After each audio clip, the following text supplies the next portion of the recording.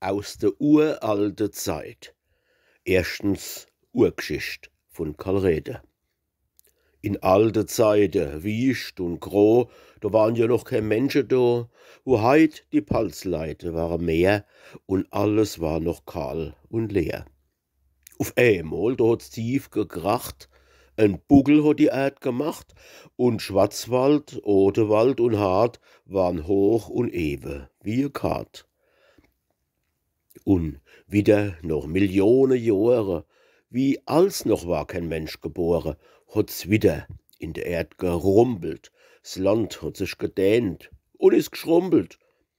Auf einmal in ner langen Nacht, da hat's gerappelt und gekracht und von der Alpe bis nach Binge, als wollt die Erd sich selbst verschlingen.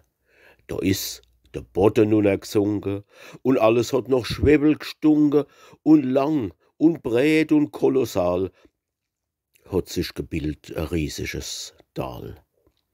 Und jetzt ist wieder das Meer neu geschossen, die Bäche sind vom Gebirg neu geflossen und haben den langen Riesengraben. Es gibt Leute, wo das heut gar nicht glauben, wo sich hat durch den Riss gebildet mit Schutt allmählich aufgefüllt. So is in langer Zeitenspanne halt es Rheintal no und no entstanden.